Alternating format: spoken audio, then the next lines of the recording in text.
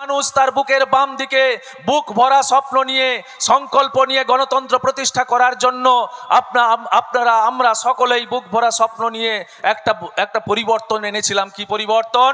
কি বাংলায় মা মাটি মানুষের সরকার হবে 2011 সালে। বাংলার ঘরের মেয়ে আমাদের মসনদে বসবে। আমরা দেখেছি সেদিন আমরা প্রত্যেকেই অনেক স্বপ্ন নিয়ে আবাল বৃদ্ধ বনিতা পুরুষ মহিলা সবাই জোটবদ্ধ হয়ে 34 বছরের জগদ্দল পাথরকে সরিয়ে দিয়ে অনেক স্বপ্ন নিয়ে মায়ের সরকার গঠন করেছিলাম 2011 সালে। বাংলার নিজের মেয়ে যখন মসনদে বসলো, মুখ্যমন্ত্রী হলো, তখন ইতিহাস ভুলে গেলে চলবে না। যদি কোনো জাতি বা দেশ স্বাধীনতার পরে পরাধীনতার অত্যাচার ভুলে যায়, সে জাতি বা দেশ বেশি দিন স্বাধীন থাকতে পারে না বন্ধু। সুতরাং ইতিহাস ভুলে গেলে চলবে না। আমরা টিভির পর্দায় চোখ রাখলে দেখতে পাই আজকে পশ্চিমবাংলায় জেলায় জেলায় পাড়ায় পাড়ায় 8 বছরের শিশুকন্যা থেকে 80 বছরের বৃদ্ধা পর্যন্ত ধর্ষিতা হচ্ছে। এই মা মহিলা মুখ্যমন্ত্রী হওয়ার পরেই সাথে সাথে মায়েদের ইজ্জতের ওপরে আঘাত হেনেছে, মায়েদের সম্মানের ওপরে আঘাত হেনেছে। আপনারা সকলেই টিভির পর্দায় দেখেছেন কিভাবে করে মায়েদের ইজ্জতের দাম বেঁধে দিচ্ছে মাননীয় মুখ্যমন্ত্রী। 40,000 15,000 দাম বেঁধে দিচ্ছে। একটু বেশি ধর্ষণ হলে 40, আধা ধর্ষণ হলে 15,000। এই মায়ের সরকার দেখবো বলে কি বুক ভরা স্বপ্ন নিয়ে 2011 সালে মায়ের সরকার গড়েছিলাম বন্ধু।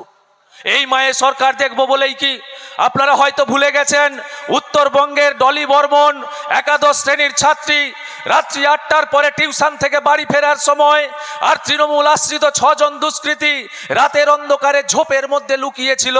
বোন ডলি বর্মনের ওপরে ঝাঁপিয়ে পড়ল, তার দেহটাকে ক্ষতবিক্ষত করে নখের আঁচড় দিয়ে কিভাবে করে নির্মমভাবে ধর্ষণ করে হত্যা করেছিল। আপনারা হয়তো ভুলে গেছেন ডলি বর্মনের কথা। আর সেদিন এই তৃণমূল কংগ্রেসের কৃতদাস পুলিশ, সিপিআইএম এর সময় দলদাস ছিল, এখন কৃতদাসে পরিণত হয়েছে। আর উত্তেজিত জনতার কাছ থেকে বোন ডলি বর্মনের অর্ধনগ্ন দেহটা রাস্তার ওপর দিয়ে কিভাবে টানতে টানতে নিয়ে এসেছিল উত্তেজিত জনতার হাত থেকে ছিনিয়ে আনার জন্য। আর মাননীয় 14 তালা থেকে নিদান দিচ্ছে, তোমাদের কাছে কি সাদা থান ছিল না, একটু ঢাকিয়ে নিয়ে আসতে পারোনি? এই সুরক্ষা দেখবো বলেই কি বুক ভরা স্বপ্ন নিয়ে 2011 সালে মায়ের সরকার গড়েছিলাম।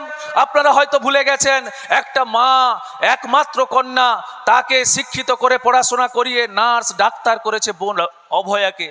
আরজি করে সে চিকিৎসায় যখন রোগী দেখতে দেখতে যখন ক্লান্ত, একটু বিশ্রামের জন্য গেছে ঘরের মধ্যে। আর আপনারা টিভির পর্দায় দেখেছেন এই তো কিছুদিন আগে ঘটে যাওয়া ঘটনা, ভুলে গেলে চলবে না বন্ধু। এই তো কিছুদিন আগে ঘটে যাওয়া ঘটনা। যদিও বোন অভয়ার বিচার এখন অধরা, এখনো বিচারাধীন। এই নির্লজ্জ সরকার তা বিচার করছে। যদি তাদের সেই বিচার অনুযায়ী ওই সিভিক ভলেন্টিয়ার্স দোষী হয়, তাহলে এই সিভিক ভলেন্টিয়ার্স কে নিয়োজিত করেছিল? এই তৃণমূল কংগ্রেস। দেখেছেন কিভাবে করে সেই সিভিক ভলেন্টিয়ার্সটা বোন অভয়ার দেহের ওপরে, ক্লান্ত দেহটার ওপরে ঝাঁপিয়ে পড়েছিল, কিভাবে করে তার শরীর থেকে রক্তক্ষরণ হয়েছিল। বোন অভয়া ছটপট করতে করতে কাঁদছিল, কান্নার পরে চোখ দিয়ে জল নয় রক্তক্ষরণ হয়েছিল। সেদিন অভয়ার মা একা কাঁদেনি, পাহাড় থেকে সমুদ্র পর্যন্ত এই বাংলার প্রতিটি মা কেঁদেছিল বোন অভয়ার জন্য, প্রতিটি মা কেঁদেছিল। সেদিন বাংলায় এই মায়েরা স্বপ্ন নিয়েছিল। বলুন তো মায়েরা, 1,500 টাকা দিয়ে বোন অভয়াকে ফিরে পাবো আমরা? এই 1,500 টাকায় কি মায়েদের সম্মান রক্ষা হবে? 1,500 টাকার প্রলোভন দেখিয়ে আপনি দুধেল গাইদের লেলিয়ে দিয়ে, অসামাজিক দস্যুদের লেলিয়ে দিয়ে আপনারা যেভাবে করে আমাদের মায়ের ইজ্জতের নিয়ে ছিনিমিনি খেলছেন, মায়েদের সম্মান নিয়ে যেভাবে করে ছিনিমিনি খেলছেন, মায়েরা আজকে 2026-এ এসে সংকল্পবদ্ধ হয়েছে। এই এলাকার শুভবুদ্ধি সম্পন্ন সংখ্যালঘু ভাইদের কান পর্যন্ত যদি আমার মাইকের আওয়াজ পৌঁছায়, শুভবুদ্ধি সম্পন্ন সংখ্যালঘু মায়েদের কাছে যদি আমার মাইকের আওয়াজ পৌঁছায়, আপনারা হয়তো ভুলে গেছেন তামান্নার কথা। 9 বছরের বাচ্চা শিশু মেয়েটি তৃণমূল কংগ্রেস একটা সমবায় সমিতিতে নির্বাচনে জয়লাভ করেছে বলে কি বিপুল উল্লাস, বোমের বিস্ফোরণের মাধ্যমে অসমাপ্ত তার শরীরটা, আর শিশু আমাদের বোন তামান্না, তাকে কিভাবে ক্ষত বিক্ষত করে দিয়েছিল বোমের আওয়াজে, তৃণমূল কংগ্রেসের উল্লাসের কারণে। আপনারা দেখেছেন। বলুন এই এলাকার শুভবুদ্ধি সম্পন্ন সংখ্যালঘু মায়েরা, বলুন এই এলাকার শুভবুদ্ধি সম্পন্ন রাজনৈতিক সচেতন সামাজিক সচেতন মানুষজন বুকের বাম দিকে হাত রেখে বলুন তো, আপনার বাড়ির দ্বাদশ শ্রেণীর ছাত্রীটি, আপনার বাড়ির একাদশ শ্রেণীর ছাত্রীটি, আপনার বাড়ির দশম শ্রেণীর ছাত্রীটি রাত্রি 8টার পরে আজকের সময়ে এসে, এই সময়ে এসে স্বাধীনতার 75 বছর পরেও আপনি নিশ্চিন্তে বাড়িতে থাকতে পারবেন? সে একা রাত্রি 8টার সময় টিউশন থেকে বাড়ি ফিরতে পারবে তো? ভয়ের পরিবেশ তৈরি হয়েছে। কেন এই বাংলার দুরবস্থা? রাজনৈতিক চক্রান্ত। মায়েদের সম্মান নিয়ে প্রথম সিনেমিনি খেলেছে এই তৃণমূল কংগ্রেস। যেভাবে করে প্রচণ্ড গতিতে গণতন্ত্র বৃদ্ধ করার জন্য বামফ্রন্ট ট্রেন চালিয়েছিল, সেই ট্রেনটা সমান গতিতে তৃণমূল কংগ্রেস 2011 সালে মিথ্যা প্রতিশ্রুতি দেওয়ার পরে সেই ট্রেন চালিয়ে যাচ্ছে গণতন্ত্র কণ্ঠরোধ করার জন্য। মায়েদের আজকে সম্মান নিয়ে ছিনিমিনি খেলছে। সেজন্যই তো বাংলার মায়েরা সংকল্পবদ্ধ হয়েছে, পরিবর্তনের সংকল্প নিচ্ছে। এই 26-এ নির্বাচন হবে তৃণমূলের বিসর্জন। সংকল্প নিয়েছে বাংলার প্রতিটি ঘরের মায়েরা। মায়েদের সম্মান আমরা ভারতীয় জনতা পার্টি গণতান্ত্রিক রাজনৈতিক দল, নীতিনিষ্ঠ রাজনৈতিক দল সংকল্পবদ্ধ মানুষের মৌলিক অধিকার রক্ষার জন্য।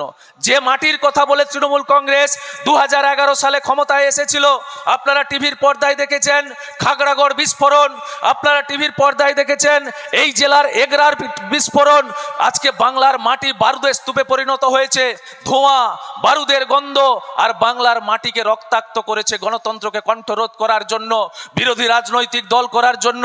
ভারতীয় জনতা পার্টির 102 জন কার্যকর্তাকে 21-এ তৃতীয়বার ক্ষমতায় আসার পরে কিভাবে করে নির্মমভাবে মেরে গাছে ঝুলিয়ে দিয়েছে আপনারা দেখেছেন।